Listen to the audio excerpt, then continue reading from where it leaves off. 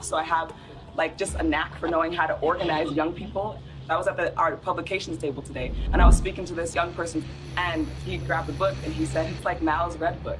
And I was like, man, that's what I was thinking. And it was just really cool to hear him make that connection. And I was like, how about you buy like 10 to 15 of these books, and you all have like a youth organizing group where you talk about it, and you really try to engage this. We need to build off of this. We actually do have an ideological frame. Myself and Alicia in particular, we are trained Marxists. I do believe in Marxism. It's a philosophy that I learned really early on in my organizing career. Investigations into the Black Lives Matter organization has revealed links to groups that are pro-communist China. The self-proclaimed Marxist Black Lives Matter co-founder Alicia Garza also owns the Black Futures Lab project. Yet, all would be lost for the Black Future Lab if not for the Chinese Progressive Association. Donations to the Black Futures Lab don't go directly to the foundation itself. The Chinese Progressive Association gets them instead. Through forensic investigations, we now know that the 2020 BLM, fiery but mostly peaceful protests, were organized and partially funded through a network of pro-communist organizations. One of the groups is US-based Liberation Road, which was founded by a faction of the Communist Party of Vietnam. Liberation Road is allied with the new communist movement and has direct ties to the Chinese Communist Party. The San Francisco-based, communist-rooted Chinese Progressive Association formed a sister company called Asians for Black Lives to serve as a bridge between BLM and the Chinese Communist Party.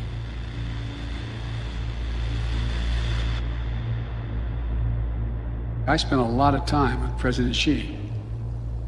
He's deadly earnest about becoming the most significant, consequential nation in the world.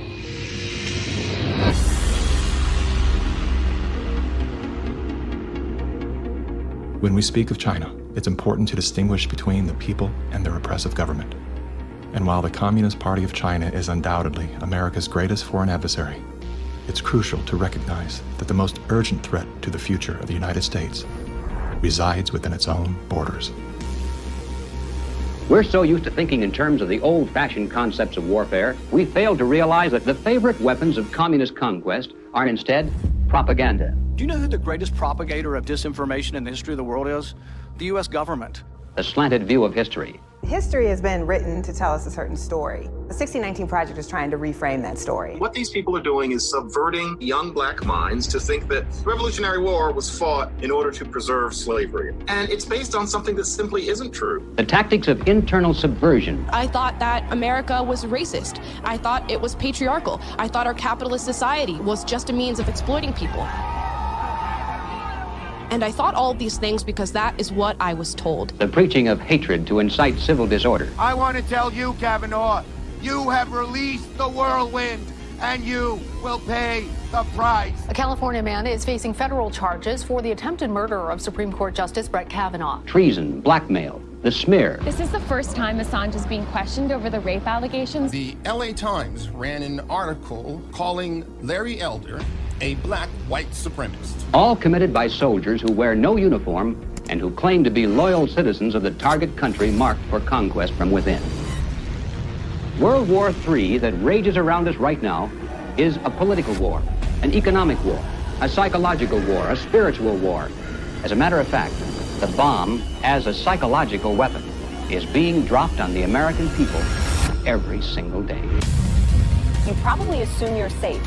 That could be a deadly mistake. Bracing for food shortages. And labor shortages. Shipping delays. Supply chain disruption. A new coronavirus variant. The worst virus variant. Ultra transmissible. It can kill you. It can kill you. A surge in crime.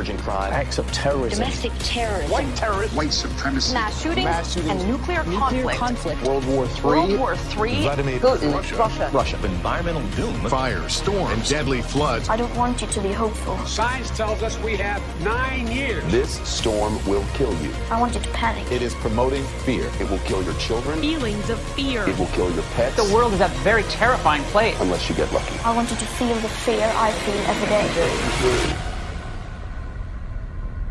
Walk me through, if you would, what happens scientifically inside our minds when we're in a state of fear, and then how that affects our external choices and the direction of our lives. This is well known and well researched in the psychological literature and the psychiatric literature, that when someone is afraid, when someone is in a state of fear, that person cannot think rationally. You resort back to a more primitive way of making decisions, which is highly emotionally driven. And when you're placed in a chronic state of fear, as we have been, you end up in what I would call a traumatized state, meaning that you're not just momentarily scared, you are frozen. You have seen your ability to think critically suspended. The issue is not about COVID or vaccines or anything else. It's not that. That is the polarizing impulse that gives rise to our general sense of ill at ease, which then amplifies our willingness to fall for reflexive classifications like race or, the isms that we want to fight about. The more we can distract people by creating the illusion that says everything is fearful, the more we can manipulate the population. We were groomed for decades to be fearful, whether it was drop and cover. We must be ready all the time if the atomic bomb explodes. Duck and cover. To protect against the threat of nuclear annihilation, or more recently, the impending ecological collapse of our planet in 12 years that AOC and Greta Thunberg keep warning us about. The world is going to end in 12 years if we don't address climate change. How dare you? All of these fears are grounded to some degree in reality. They're not completely invented, but they are exaggerated so greatly that we cannot actually reason through them anymore. When people are afraid, they won't just accept authoritarianism, they'll demand it. They will demand it. Somebody do something. Somebody take charge and tell me what to do. Like, where do I stand? Where do I walk? What do we do? What are the rules? And again, people in power always use that, right? What they say, never let a good crisis go to waste. We can take this and we can now enact policies that normally we wouldn't be able to get away with. Maybe in a couple of decades, when people look back, the thing they will remember from the COVID crisis, this was the moment that we agreed to be surveyed all the time. And maybe even after the event is over, maybe we can still keep 30%. And over time, multiple crises, suddenly you have a government or an individual who has far more power than they're actually supposed to. The leaders of the mass, the people who pronounce a narrative in public space, usually are hypnotized themselves. They believe they need to reshape society to be able to deal with the challenges society faces. And they believe so fanatically in that ideology that they think it's justified to manipulate and cheat and to use all kinds of narratives to convince people to go along with that ideology. We're going to go visit Mom. I'm going to bring the home family to see Mom. No. We will shut you down. We will cite you. And if we need to, we will arrest you and we will take you to jail. You either get your tests done and make sure you're cleared, or we will keep you in a facility longer. It's going to be very hard for people to do a lot of normal life unless they can prove their vaccination status. Such as, you're not going to work in this particular agency or institution, you're not going to be able to go to this college or this university. Once we start doing that, you will see more and more people willingly get vaccinated.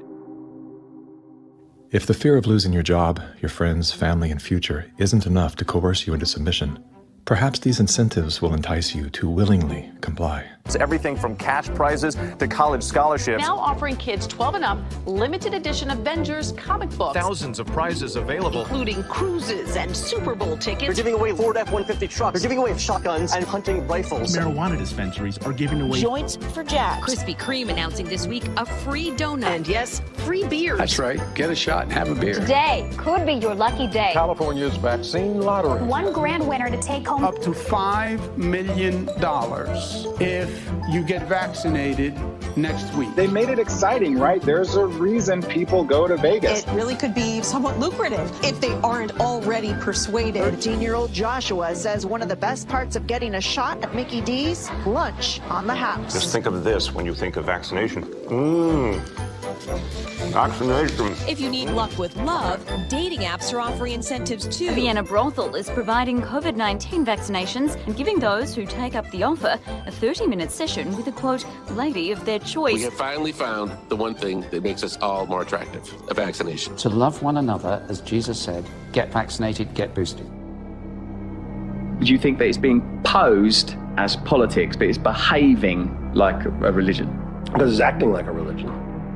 Yeah. It's dogmatic, it's absolute. It's, if you do not believe in it, you are condemned to hell. Maybe this is a new religion. God did answer our prayers. He made the smartest men and women, the scientists, the doctors, the researchers. He made them come up with a vaccine. That is from God to us. And we must say, thank you, God.